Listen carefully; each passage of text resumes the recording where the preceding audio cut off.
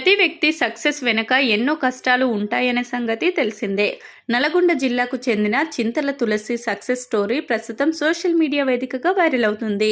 ఉస్మానియా యూనివర్సిటీలో ఎంటెక్ పూర్తి చేసిన తులసి గతంలోనే గ్రూప్ 4తో పాటు పాలిటెక్నిక్ లెక్చరర్ జాబ్ సాధించారు. ఈ ఏడాది ఏప్రిల్ 24వ తేదీన ఏఈ జాబ్ సాధించిన తులసి ఆగస్టు నెల 2వ తేదీన ఏఈఈ జాబ్ సాధించారు. వెంకన్న లక్ష్మి దంపతుల మూడో కూతురు అయిన తులసి గవర్నమెంట్ స్కూల్లో చదువుకున్నారు. ప్రభుత్వ ఉద్యోగం లక్ష్యంగా 2 సంవత్సరాల పాటు తులసి ప్రిపేర్ అయ్యారు. గ్రూప్ 4 పాలిటెక్నిక్ లెక్చరర్ ఉద్యోగాలు వచ్చినా తులసి ఆ ఉద్యోగాలను వదులుకోవడం జరిగింది. గ్రూప్ 1 జాబ్ సాధించడమే టార్గెట్ అని ఆమె చెప్పుకొచ్చారు.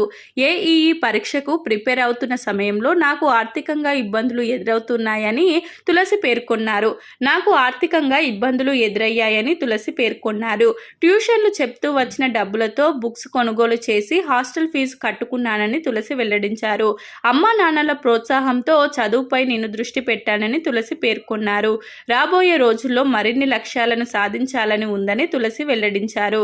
చింతల తులసి సక్సెస్ స్టోరీ ప్రస్తుతం సోషల్ మీడియా వేదికగా తెగ వైరల్ అవుతుంది. చింతల తులసి కెరియర్ పరంగా మరింత ఎదగాలని ఫ్యాన్స్ కోరుకుంటున్నారు. చింతల తులసి కోరుకున్న లక్ష్యాలను రాబోయే రోజుల్లో సాధిస్తే ఆమె మరిన్ని ఉన్నత స్థానాలను అధిరోహించే అవకాశాలైతే ఉంటాయని చెప్పవచ్చు. చింతల తులసి ఎంత ఎదిగినా ఒదిగి ఉంటూ ప్రశంసలు అందుకుంటున్నారు.